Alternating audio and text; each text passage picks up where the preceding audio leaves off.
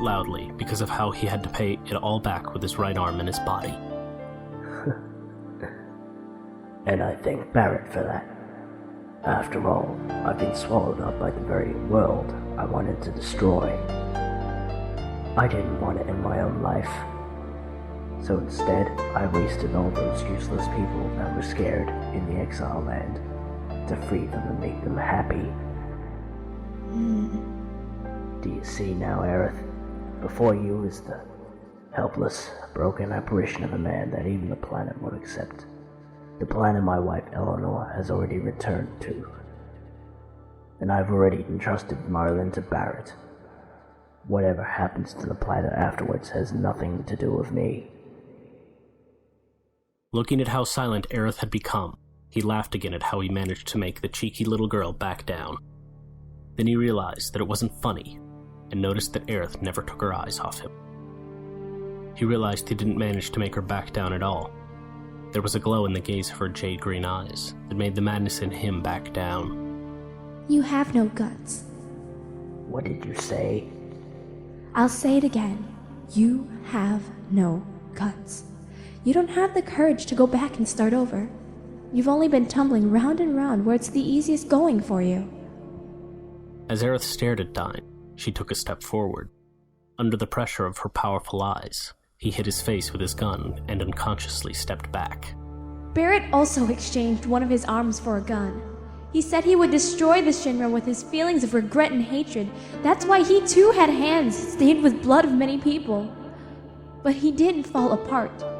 Besides taking on the burden, he's really trying to save the planet this time. He's trying to protect the world that Marlene will live in without running away.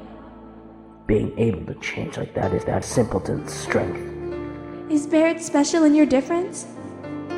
Dyne moaned at her question. He was waking from his intoxication.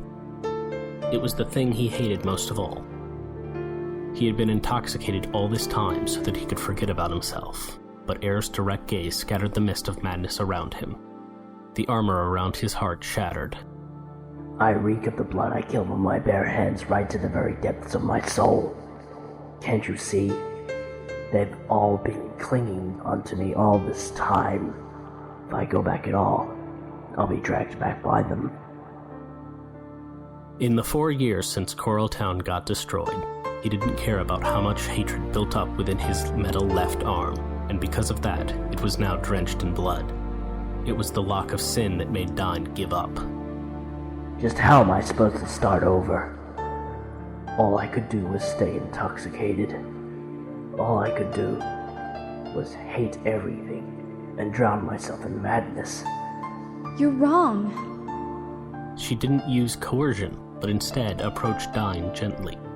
Extending out her hands, she touched the layer of blood that covered him. The blood that's keeping you bound is something that your sense of guilt made.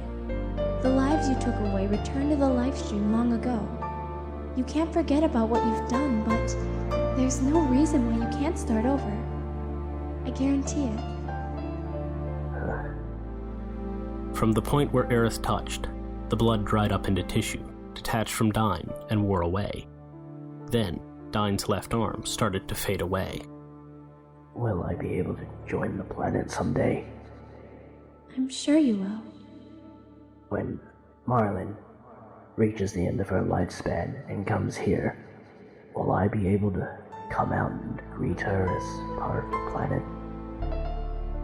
Aerith looked up at Dyne's face and nodded, smiling. Because you're starting all over again. It will be alright. Dyne's faint face could now be seen clearly. It was different from the person she met in Corel Prison. It was the true face of someone who sincerely loved his family and hometown more than anyone else. He could not return to the peaceful times when he would sweat in the mines of Coral before the tragedy happened. Both Dyne and Aerith knew that. Even so, the hearts of people can be rebuilt. They can stand up and face those sad, painful memories.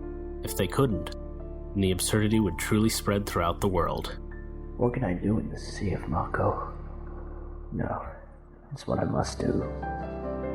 I'll continue thinking about the ones I killed for a while. Until the day I can merge with the planet. Yes, I think that's a good idea. Aerith, I'm sorry how I treated you. I'm glad I met you. You didn't treat me bad at all. You really are a stout-hearted one. For the first time, Dyne smiled from the bottom of his heart, and quietly, his image faded away. The tip of the gun on his left arm disappeared. After dying and experiencing all that, I can finally stop turning my back against Barrett and Marlene. Let me say my thanks. Just before he sunk into the life stream, Aerith saw it. She saw Mako particles make their way towards Dyne and huddle together on him, as if they had a will of their own. Dyne's faint, surprised voice could be heard. Eleanor? And so, Aerith went back to her journey. Until now, Aerith thought the lifestream had no scent. The way her soul perceived was sort of done with 5 spiritual senses. Hearing was how she felt the remnants around her, and sight was how faint or weak energy was perceived as images. It was true she could touch things too, but in this world you could say it was just an extension of sight. There was no need to eat, so clearly there was no taste. She just knew when her sense of smell was working, even when there was really no scent. Even the blood that was on Dyne was only symbolic, so there was no smell in this world. Aerith thought briefly about how sad it was that even flowers wouldn't have had any scent here. She came across another soul. It had the smell of something rotting. It was as if it wasn't completely decomposed, but yet released a strong, unpleasant smell, as if it was starting to rot away. It was the kind of stench that made you frown. It was the only spot where the Mako was weak.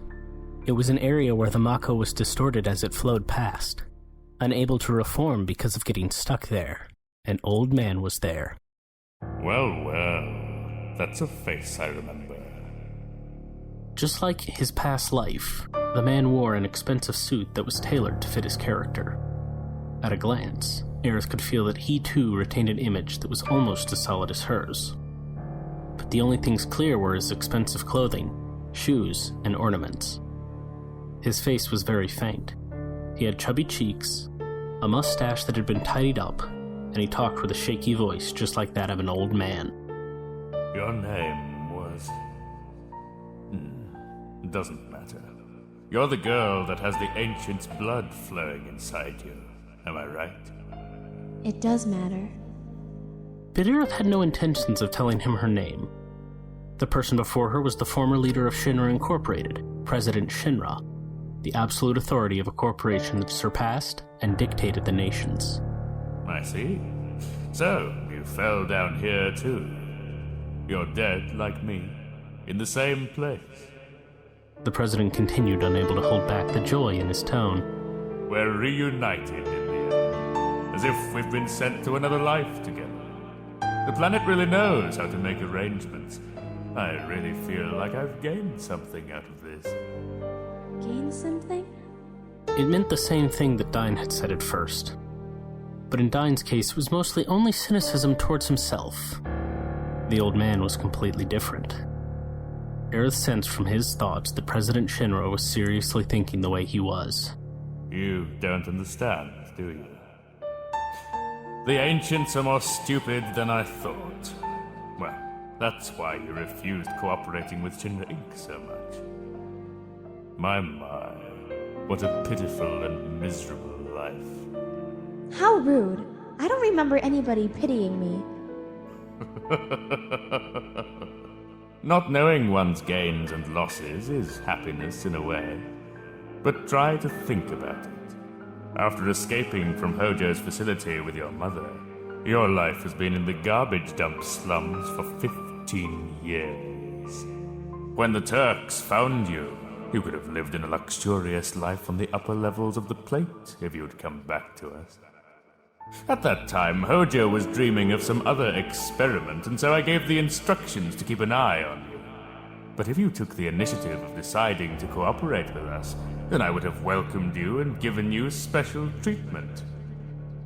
So what do you think now? After living in the slums, crawling around like a bug, getting involved with Avalanche, and dying without knowing what luxury is, can you still say that your life wasn't miserable? You really do judge how fortunate and unfortunate others are, based on your own self-centered point of view. I'm a self-righteous person. If you look at it fairly, I'm sure you'll find there is no human